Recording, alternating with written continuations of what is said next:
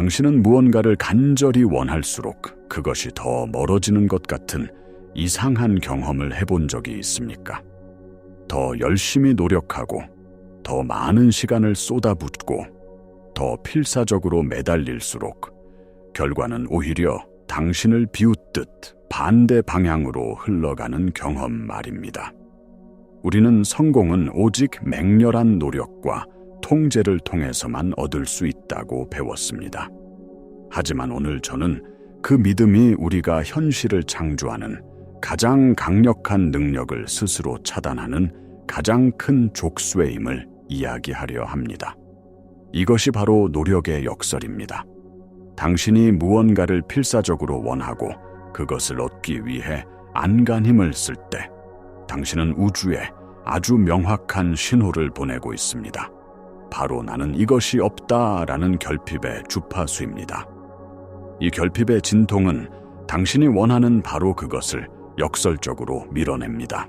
진정한 돌파구는 싸움을 멈추고 모든 것을 내려놓는 항복의 순간에 찾아옵니다. 현실은 당신의 요구가 얼마나 거센지를 반영하는 것이 아니라 당신의 존재 상태를 비추는 거울과 같습니다. 당신이 거울을 향해 소리치고 밀어붙인다고 해서 거울 속의 모습이 바뀌지 않습니다. 오직 당신이 먼저 변해야 거울 속의 모습도 변하는 것입니다. 이것은 게으름을 정당화하는 것이 아닙니다. 이것은 우주가 작동하는 근본적인 원리, 즉 양자적 현실 창조의 핵심 메커니즘에 대한 이야기입니다. 많은 사람들이 항복이라는 단어를 들으면 포기나 무기력을 떠올립니다. 하지만 현실 창조의 맥락에서 항복은 무기력하게 손을 놓는 것이 아니라 가장 적극적이고 강력한 의식 상태인 일관성을 유지하는 것입니다. 진정한 항복이란 결과가 어떻게 나타날지에 대한 집착을 내려놓고 그것이 이미 이루어졌다는 느낌을 온전히 받아들이는 것입니다. 이것은 수동적으로 기다리는 것과는 정반대입니다. 당신의 소망이 이미 현실이 된 것처럼 느끼고 생각하고 행동함으로써 당신의 주파수를 원하는 현실의 주파수와 일치시키는 능동적인 과정입니다. 당신이 부족함의 상태에서 원하는 것을 좇을 때 당신과 당신의 소망 사이에는 에너지적 불일치가 존재합니다. 당신은 결핍을 진동하고 있고 당신의 소망은 풍요로움을 진동하고 있습니다. 이 둘은 서로를 끌어당길 수 없습니다. 하지만 당신이 항복을 통해 이미 그것을 가진 사람의 존재 상태로 들어갈 때 당신은 당신의 개인적인 에너지장을 풍요의 주파수로 바꿉니다.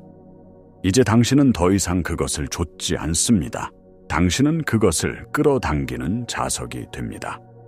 이것이 바로 노력 없는 창조의 비밀입니다. 당신의 감정은 우주와 소통하는 언어입니다. 당신이 이미 이루어졌다는 감사를 느낄 때 우주는 그 감정에 상응하는 현실을 당신에게 보여줄 수밖에 없습니다.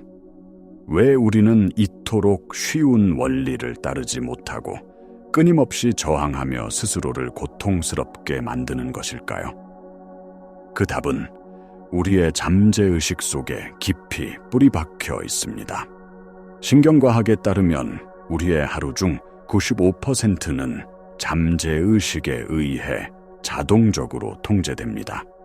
그리고 이 잠재의식은 과거의 감정적 기억과 반복된 믿음으로 프로그래밍 되어 있습니다.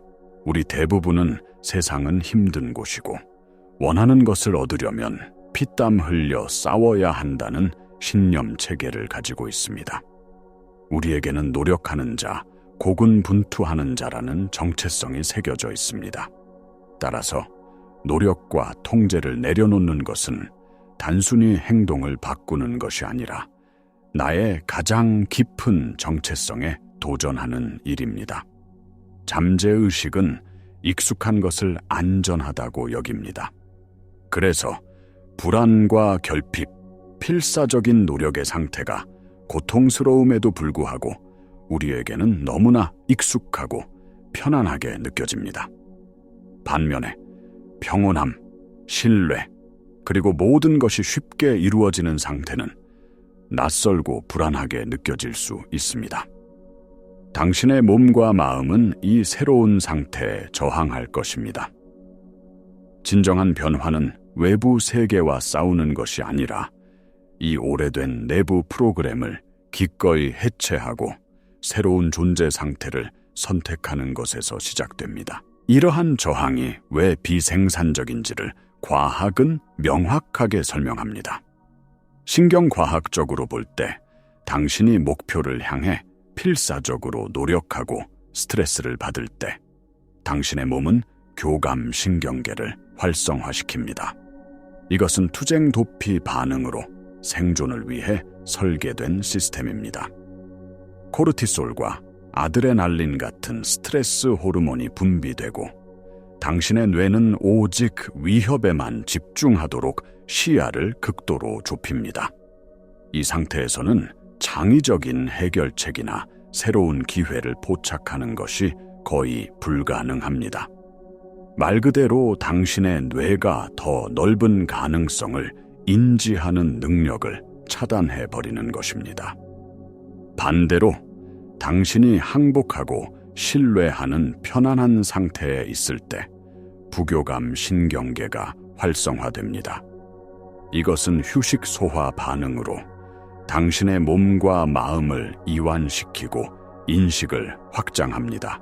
당신은 더 넓은 그림을 보고 미묘한 신호들을 포착하며 창의적인 영감과 연결될 수 있게 됩니다. 양자물리학적 관점에서 보면 이것은 더욱 명확해집니다. 관찰자 효과는 관찰자의 의식이 양자장의 무한한 가능성 중 하나를 현실로 고정시킨다는 것을 보여줍니다. 혼란스럽고 절박한 관찰자는 양자장에 혼란스러운 불일치 신호를 보냅니다. 하지만 고요하고 일관성 있는 관찰자, 즉 자신의 소망이 이미 이루어졌음을 알고 있는 관찰자는 명확하고 강력한 신호를 보냅니다. 이 일관성 있는 신호가 가능성의 파동을 훨씬 더 효과적으로 붕괴시켜 당신이 원하는 현실을 창조하는 것입니다. 당신은 당신의 존재 상태로 현실을 명령하고 있는 것입니다. 여기서 중요한 질문이 생깁니다. 항복이 행동하지 않는 것을 의미하는가? 절대 아닙니다. 핵심은 강요된 노력과 영감받은 행동의 차이를 이해하는 것입니다. 강요된 노력은 결핍감, 불안, 그리고 결과를 통제하려는 마음에서 비롯됩니다. 그것은 마치 언덕 위로 거대한 바위를 밀어 올리는 것처럼 무겁고 힘겹게 느껴집니다. 당신은 끊임없이 의심하고 걱정하며 외부 상황에 따라 감정이 요동칩니다. 이 모든 행동은 나는 아직 그것을 가지고 있지 않다라는 신호를 우주에 증폭시킬 뿐입니다. 반면에 영감받은 행동은 당신이 이미 원하는 현실과 주파수를 맞춘 정렬된 상태에서 자연스럽게 흘러나옵니다. 그것은 당신의 직관 혹은 가슴에서 우러나오는 부드러운 속삭임처럼 느껴집니다. 영감받은 행동은 가볍고 쉽고 즐겁습니다. 마치 강물의 흐름에 몸을 맡기는 것과 같습니다. 당신은 다음 단계를 명확히 알게 되고 올바른 타이밍에 올바른 장소에 있게 됩니다. 이것은 당신이 행동하는 것이 아니라 우주가 당신을 통해 행동하는 것입니다. 진정한 창조의 순서는 이것입니다. 먼저 소망이 이미 이루어진 존재 상태를 달성하십시오. 그 느낌을 온전히 체화하십시오. 그리고 그 정렬된 상태에서 행동하라는 영감이 올 때까지 기다리십시오. 절박함에서 행동하지 마십시오. 완전함에서 행동하십시오. 당신의 에너지장이 양자장과 공명하기 시작하면 현실은 당신의 새로운 주파수에 맞춰 스스로를 재배열하기 시작합니다. 이것이 바로 동시성입니다. 당신의 진동수와 일치하는 사람들, 기회, 아이디어들이 마치 마법처럼 당신의 삶에 끌려 들어오기 시작합니다. 당신은 더 이상 현실과 싸우지 않습니다. 현실과 함께 춤을 추게 됩니다.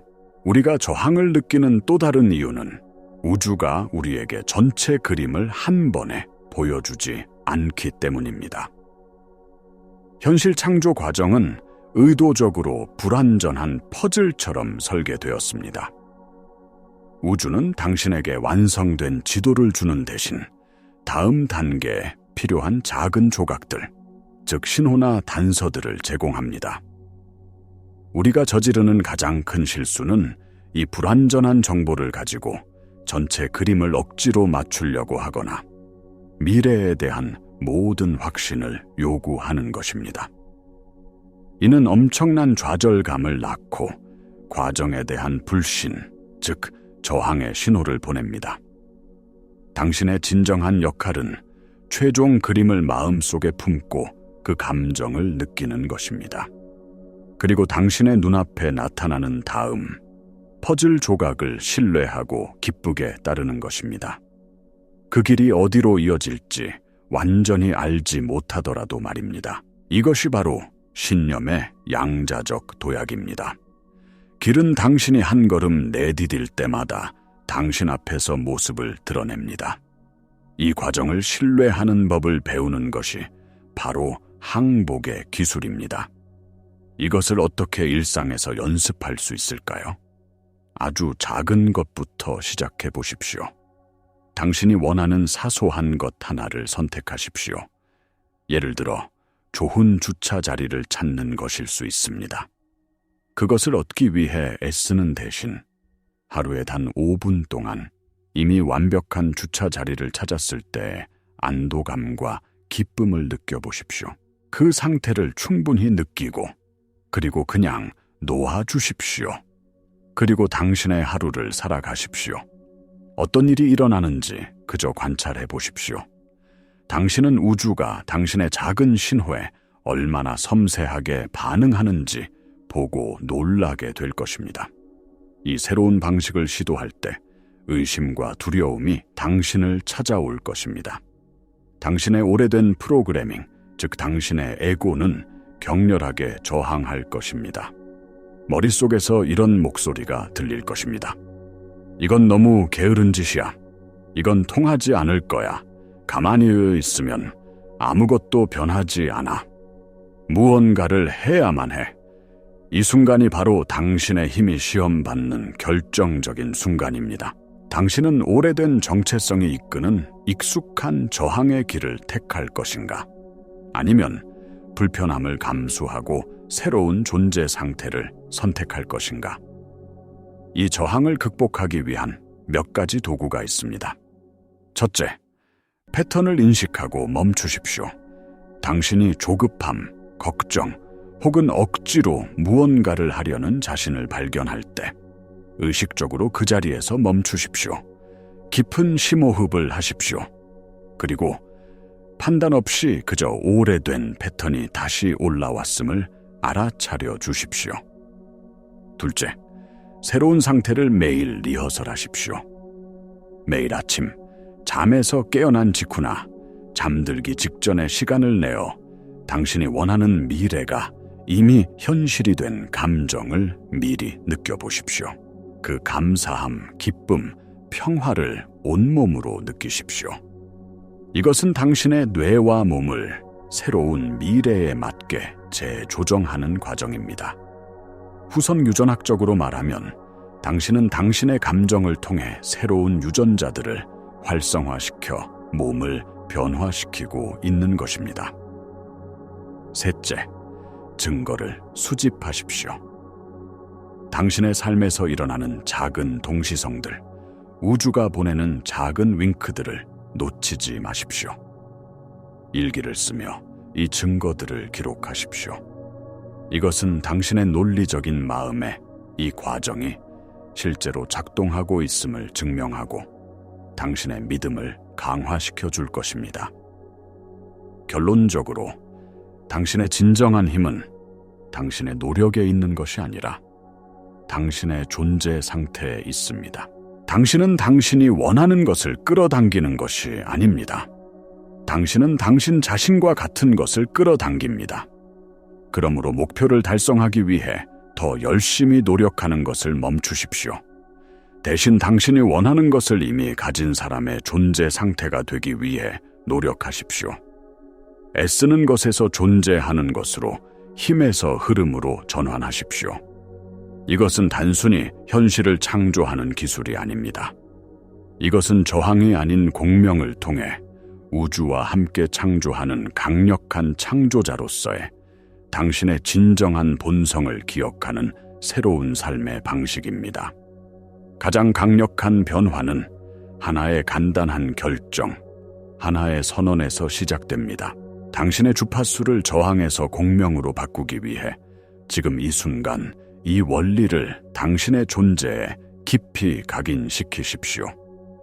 소리내어 말하거나 혹은 우주와 당신 자신에게 선언하기 위해 아래 댓글에 적어보십시오. 나는 이것이 쉬워지도록 허락합니다. 이 말을 할 때 당신 안에서 일어나는 미묘한 에너지 변화를 느껴보십시오. 이것은 단순한 긍정 확언이 아닙니다. 이것은 당신의 현실에 내리는 에너지적 명령입니다. 당신은 지금 현실이 당신을 위해 쉽고 자연스럽게 재배열되도록 허락하고 있는 것입니다. 나는 이것이 쉬워지도록 허락합니다.